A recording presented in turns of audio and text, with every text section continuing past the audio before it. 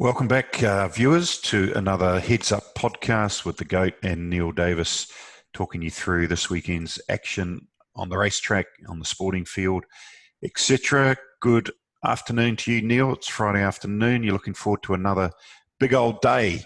Don't know if it can match the heights of last Saturday, which was fantastic from a New Zealand point of view, especially across the ditch. But still a good day's racing ahead of us tomorrow.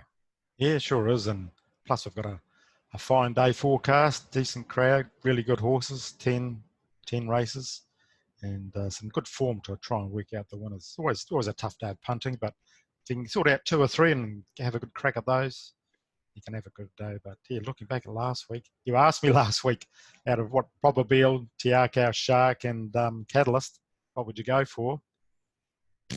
Catalyst. Balloon was pricked, but Probabeel and Tiakau Shark. To enjoy those. Where were you watching them? I was at Ellerslie. Yeah, the room that we were in went off when Tiakau Shark stormed down the outside of the Randwick Racecourse. Pretty impressive. Catalyst, it's all been well documented subsequently, the excuse, I guess, for his poor performance. Always makes you wonder, though, Neil. The drift was on prior to the race on Betfair. So sometimes you wonder who knows what. But he just didn't fire up. But how good Alligator Blood. And wouldn't it be great to see, we probably have to wait for the spring to see a clash between the Alligator and the Shark. Yeah, no, that'd be great. Just going back to Catalyst. Remember in the 2000 Guineas last year, Vinny said he was quite pleased he missed the kick on Catalyst because he wasn't too sure if it'd see out the mile, or the 1600 metres. And there was that thought in the back of my head in that race, and with it wasn't that, you don't know if it was that or the problems he had was shown to have afterwards, but those comments from jockeys, if you can tuck those away, they can save you money or lose your money. So yeah, but we're going on to what did you mention? Lost track. Did I mention? Oh, we talked about the Tiakau Shark and Alligator Blood. Oh yeah, maybe meeting in the Cox Plate. Given they're both geldings, they'll still continue to race for another year or 3. So that'll be a good clash. Probabeel, surprised, got up over Funstar, who we labelled. Also was a big drifter on Betfair Funstar.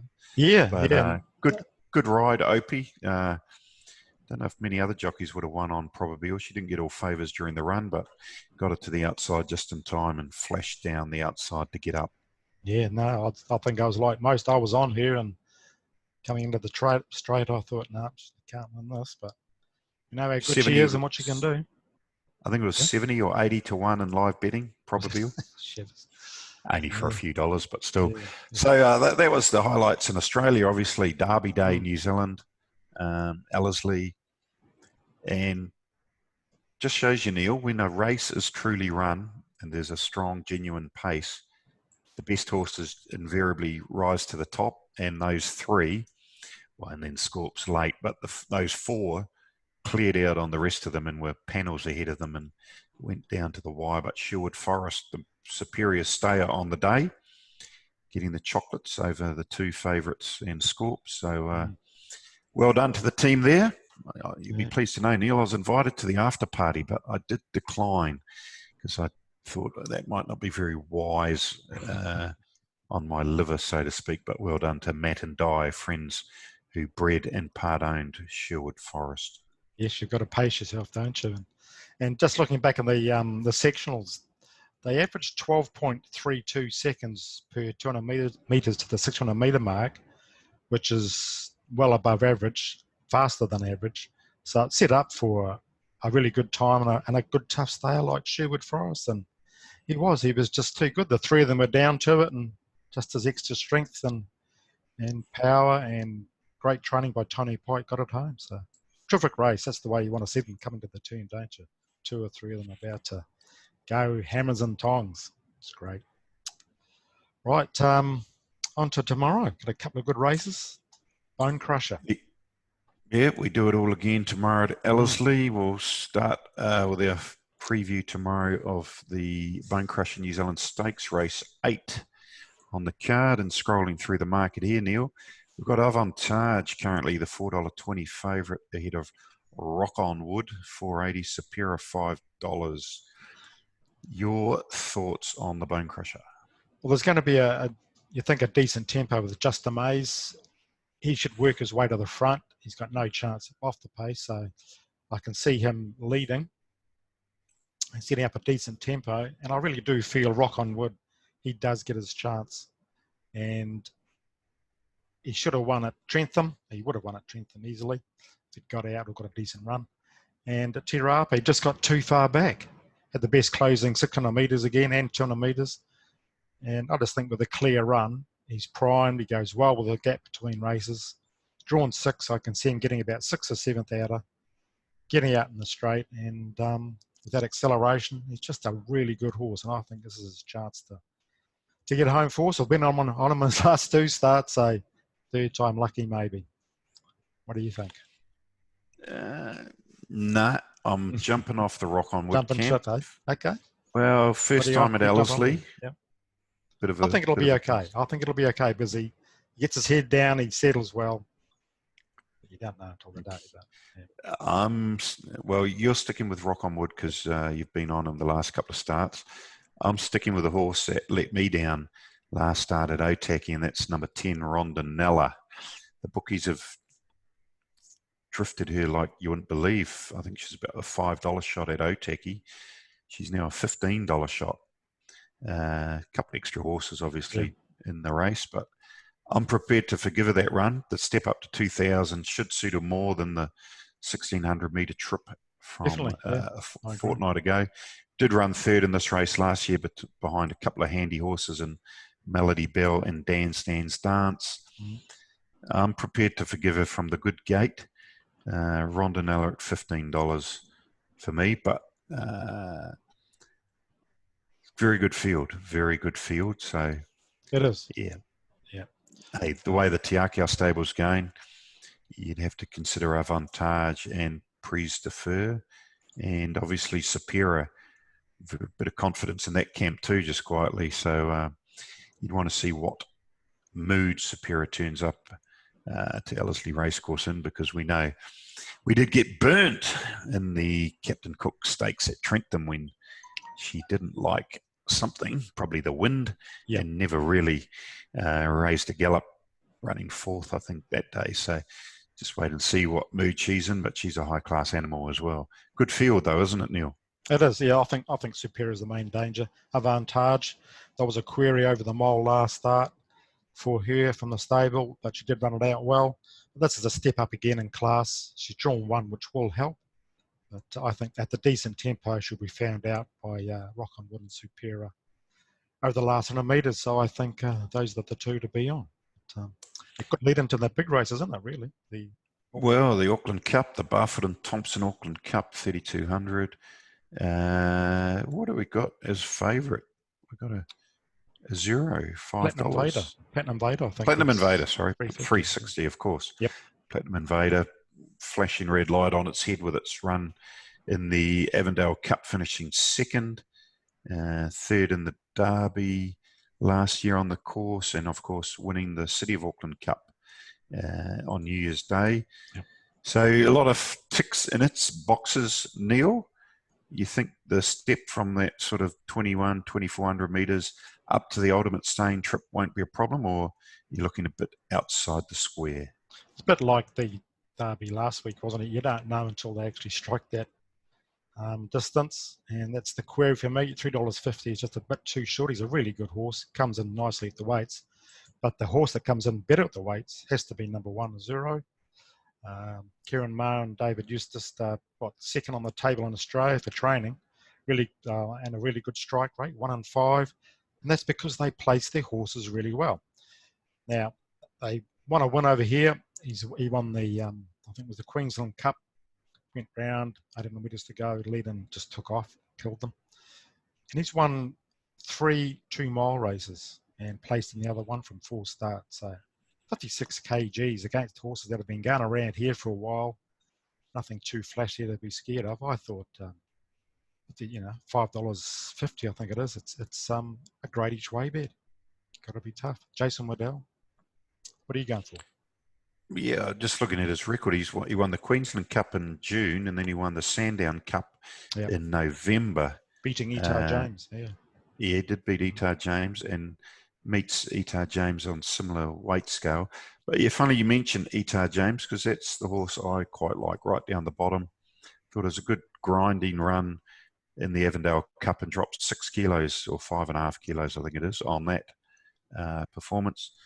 Bit of money come from it, 12s into 10s. So, yeah, I'm going for the question I want to ask you, Neil, you're the expert on such matters. The pace in the race, I think will be a pretty strongly run 2-mile race. You've got Big Mike in there. You think he'll set them up? Oh, Big Mike and Bully will go forward, and 2 or 3 others. They're looking to get a good posse, but mid-race is the key. If they really button off, something will come around. But I think Azuro's the type of horse. He's been in his 2-mile races, a couple of them. He's sort of been back and looped the field and just kept going. So, like in the Queensland Cup, he's that type of horse. And I think Jason Waddell will just let him settle out the back, and if they do slacken off, he'll just creep around them, and I think he's perfectly placed to win this. So, good race, and I've gone Azuro. Platinum Vader, I've got to have him for second. The good fight's got to be a chance too. He's drawn nicely, and I think chucked an Etar James. She almost drawn the pension. Etar James, 7-year-old mare, but she drops 5.5 kgs from that third behind Platinum Vader last start. So, it's got to be a chance. So, we shall find out tomorrow afternoon. Exactly. Right. Last week we had the sports selection. It was money came for the Reds too, didn't they? Last week, I thought we were in. Well, free match. You're looking at the money movements. 190. I think we tipped them at head to head, and they closed about $1.67. But they were in the game, and then just a couple of they had a try to fill out that would have put them in front. Then they gave up a try, and then an intercept, and the game got away from them. So we live to fight another day, hopefully. And we're going for a 2-leg multi this weekend, both Super Rugby games, both New Zealand teams. And we refer to the Chiefs taking on the Waratahs tonight at 9:15. We're taking them head-to-head at $1.34 into the Hurricanes tomorrow to beat the Blues at $1.49. That kicks off at Saturday, 7:05. I think the Blues have been overhyped and overbet. They've won a couple of games on the road, but their record coming back from South Africa isn't great. I think the only teams they've beaten in that scenario recently have been the Sunwolves and the Cheetahs, 2 of the weaker teams in the competition over the past 10 years. So I think a lot of travel for the Blues. Hurricanes haven't had to do a lot of travel, just down from Napier back to Wellington, and they'll be too good for the Blues, and I think that'll make it maybe 9 losses in a row for the Blues against the Hurricanes. So those are the 2, Chiefs head-to-head, Hurricanes head-to-head. Basically, those 2 multied up, comes back $2. A plan I've used a lot over the years at the Cape Tin. We all know the wind down there, and so you've got the Hurricanes favourites, obviously, head-to-head, as you mentioned. Back in the half-time, full-time score, especially if the wind is against the Hurricanes in the first half, often the odds can be $6, $7, $8 for the Blues are playing up that Blues, you mean? Yep. The Blues to win the first half, Hurricanes to win the second half if the Blues have the wind in the first half. Doesn't always work, but you get decent odds, and it's worth an interest if you're looking for a bet sometimes. But if you're there, put your finger up and test the wind for us, will you? I will be there. You think of that idea. I'm just trying to find. I'm just trying to find the wind for Saturday. Yeah, there'll be a bit of a breeze, just a light zephyr for the Wellingtonians, but about a 15-kilometre-an-hour breeze. So, maybe that's the way to go. The Blues run out of puff after their travel schedule gets the better of them. No, I'll be taking the multi anyway, but I might look at that bit later on if the wind is showing anything like that. Right now, last week we had an interesting question, and the question was... I think the question didn't trick enough people. Well, I think it did baffle a couple. I have to give them a sort of a second hint. But who won the 2005 New Zealand Derby And of course, the answer is no one, because the race wasn't run that year. Remember, Excellent won the Derby in 2004 on Boxing Day, and then the mighty Wahid won the Derby in March of 2006. Basically, so there was no Derby in 2005. I believe there were 6 people that got that one right. Neil? Yes. I'll go with 1 to 6. I'll choose number 3. Number 3, Liam. Dick. All right, Liam. If you want to have a crack at the multi tomorrow, let me know by tomorrow morning, and I'll take your multi for you and see what you can go. How did our man Ethan go last week? Ethan, he got the first one in. Starzar was on to Run to Perfection, which Mustang Damazoro for a place. He was keen to put that on. He was happy that he won. He messaged me, so he was happy. That's good. So better luck next time, and good luck to Liam. So everyone can re-enter for next week's multi-competition by correctly answering this question. And we've got a multi-choice question this week, Neil, for something different. Good idea. So the Bonecrusher Stakes is one of the features tomorrow, named after the mighty galloper of the 80s. And the race of the century, the 1986 Cox Plate. I think we've all know the race very well. Bonecrusher and our Waverley Star, neck and neck, stride for stride. Yep. I think what we want to know, though, is what was the margin between second, our Waverley Star, and third, who was also a New Zealand horse called the Filbert. So was that margin between second and third 3 lengths, 4 lengths, or 6 lengths? If you think you know the answer, just text one of those options through to Neil or email him, and you could be in the draw next week. Yeah, it's definitely one of those answers too. There's no fourth option of 10 links. No trick question this week. 027 352 6402 or Form Pro at formpro.co.nz by Monday night, and you'll be in the draw for the $20 multi for next Saturday. Right. Just while we continue on the sports theme, Neil, sorry to interrupt. The Warriors, the league kicks off next week. I must say,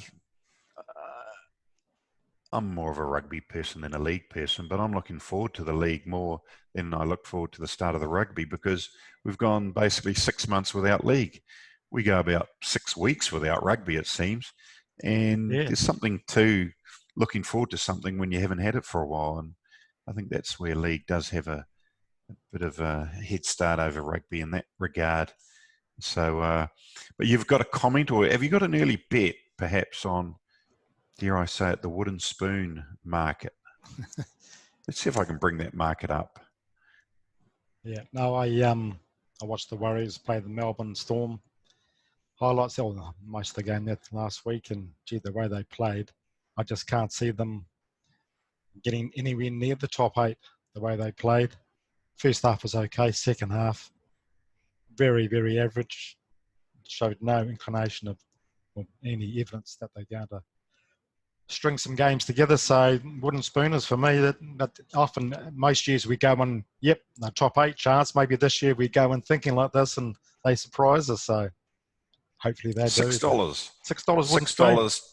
Yeah. Are they favourites to win the wooden spoon, or Newcastle? No, Gold Coast $3.50, Bulldogs $5. Third favourites. Third favourites.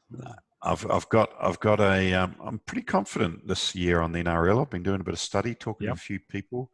So anything backing early in the market, say for them to win the. Well, actually, we better do it, because by the time we do the podcast next Friday, this team would have already played their first game on Thursday night. Correct. And it's a team we've followed in the past, and back in that halcyon run, I don't think I've ever seen a team play, or in reality, a player play as well as one Jared Hayne did in 2010, in that last 3 or 4 weeks of the regular season and the 4 weeks of the playoffs, and they got tipped up by the Storm. But we were literally on the Eels every single week in that run, and we're sticking with the Eels this year. I really like them in the top 4. I think they're only $2 60 from memory in the New Zealand TAB, better price elsewhere. Yep. So, and a lazy, if you like, I quite like them to win the comp. And again, they are paying $9, $10 now with the New Zealand TAB. So, yep, we're hanging our flag, to the Parramatta Eels mast this year, Neil. See how we go. Good. I'm going to have a long range bit on that. I don't bet a lot on the NRL, but I like following the Warriors, hoping like hell they're going to upset somebody, but that'll give me a long-term interest. Thanks for that. And yeah, just can't. Yeah, anyway, hopefully I'm wrong. Rightio, some good things on the news, weren't there, this week on TV1? You saw them and I saw them. Yeah, a couple of stories actually. Well, two that I touch on, and you might have another one as well. The story, I think it was last night from memory, on 7 Sharp, a trotter that raced at New Plymouth actually on Saturday, a horse called Locksmith, and he got stuck in a trough, almost died, and it was a very touching story about him and his trainer and the vet who saved his life, and he's gone on to win a race. So that was a good feel-good story, good for the industry to have those type of stories in mainstream media. And I did catch another one on a guy called Grant Crabb, who bred a harness superstar called Shartin, who is now racing in the US, performing very well up there, basically the top female horse. And that made 7 Sharp sort of a rags to riches type story for just a hobby breeder. So those types of stories were good. You saw another one as well on TV1? Yeah. Just touching on that too. You know, I've been to a few stables and done a couple of stories, and you just see how much time and how attached they get to the animals, and it's just great to see them put all that work into a horse, get it to the races, and it comes away, races well, and they get it back in one piece. Because 2 or 3 trainers I've heard on trackside this week is we don't care how it goes really, as long as it comes back in one piece and 100%. So really interesting. Lisa Allpress, you know, she's done extremely well the last week or so, and Saudi Arabia winning against the boys there with a really good ride, and just a great ambassador for our country and for female riding. Younger females would obviously see that, and for a career path, it really opens up the doorways to them to think, gee, if she can do it, I can do it too, and for the guys too as well. So, but for the young female riders who want that career path set firmly in the front of them, she's just terrific. Great rider too, and backed up with a nice couple of wins, 2 or 3 wins at Otaki and Canterbury on Thursday. Really good. Also, how did you? Yep. I was going to say, how did you enjoy having your old friend and friend of the Form Pro website, the cycling guru, as he was back in the day, Luke Radich? What about that? Yeah. How did you enjoy his? I didn't see it, but he was on trackside on Saturday morning helping with the preview of the Derby. Yeah, it's terrific. No, he did a lot of homework, and he narrowed down the Derby with really good reasons to Sherwood Forest. He'd labelled that as a great place bet. I think it was $3 something for a place for the top 4, and gave good reasons why. Good tempo, good tough horse, bred to stay the distance, and he was spot on. So, and good to hear his reasoning too. So, good to see Luke. And yes, I remember those days where he used to give us the information for the Tour de France. We were up middle of the night sometimes trying to get on and running. It was great. Made a lot of money and lost some money sometimes, but I think overall we came out on top, didn't we? From memory, some great. Oh, absolutely. And he was always spruiking cyclists in that double figure plus sort of quote. Yeah. So as some people would have noticed, this podcast has gone out to the entire world, Neil, not just the subscribers. So we better put a little plug in that if you're not a subscriber of Form Pro, there's a very good reason to subscribe. Even for this week, you're pretty confident with a horse on the undercard at Ellerslie tomorrow. It's paying a reasonable price. We won't tell those people what it is, but I think it's a pretty strong chance and definitely worth your subscription fee for the week. You'll get that back plus some by following that horse tomorrow. The subscribers will, of course, see which horse we refer to, but Looks really Just good. give a bit of a plug on the best way to subscribe, Neil, to Form Pro. Best way is if you want to use the Own 100 number, or just get a week's subscription or a daily subscription, see how the site works, or then just get a monthly subscription, all on the home page. Click on the shop, and you can see all the different types of subscriptions there. I'm lucky. I've got a job I really enjoy doing and put a lot of time into it. I know it's often called a mugs game, and it is a mugs game because there's so many races out there that you will lose your money on. Even, if I'm happy getting a 30% strike rate, I'm happy, but it just depends. You've got to avoid those losers and get stuck into those winners. So if you can learn to have the patience and skill to be able to find those good value bets, you've got a decent chance of making some money. Right. There was something else. Oh, that's right. Two things next week. The Tauranga Punters Club is up on next Saturday. I'll put an early post up on Monday night, how to enter that. Last time we made a few dollars, and also on the Monday, I think you're going to be involved in this too, Go, as the Greyhound Callers Day. All the callers, and from Australia too, coming over. And they've got a terminating pick 6, 25K, and I'm picking it's going to go 30, 40, maybe $50,000. It's going to be really well sought after. So I'll be putting a syndicate together for that as well. So you're going to be there, aren't you? Yeah, for some strange reason they want me to MC the day, so it'll be good actually to catch up with some familiar faces in the New Zealand commentators ranks and meet some of the Australian commentators as well. So that'll be a good fun day. The Punters Club at Tauranga, that'll be good. I'm sure you'll be able to sneak a few Wellington bets in there as well, Neil. So don't be shy. You can spread it around a bit. Good idea. It's the Oaks Day, isn't it? Yeah. You're going to roll it over for the following Saturday, so basically make it a 2 Saturday Punters Club for your subscribers. See how you go. I'll think about that one. It's a good idea. I might just do 2 separate ones, but in case you make $1 million on the first day. I guess people can have the choice potentially of leaving their money in because Tauranga race the next 2 Saturdays. So Neil's always very kind with his time and skill to help out the on-course punters there and the subscribers who get to enjoy the fun as well. Yeah. So, I love the course there. It's a great course, and you get the access to the trainers and riders, and they're always willing to help out with some advice. So it always helps. So looking forward to that. Right. You're off to the races tomorrow for a couple? May sneak over? Only in passing, actually. We're going to, my son and I are going to the rugby, actually. We're going to the Hurricanes and the Blues. Just another day out, something a bit different. But we might pop in a Trentham for a couple of races. Yeah. Yourself, you need to get away from having to run all these sectionals that you have to get done by a certain time. Get your brother working a bit harder so you can get along to Ellerslie and enjoy some of this racing, Neil.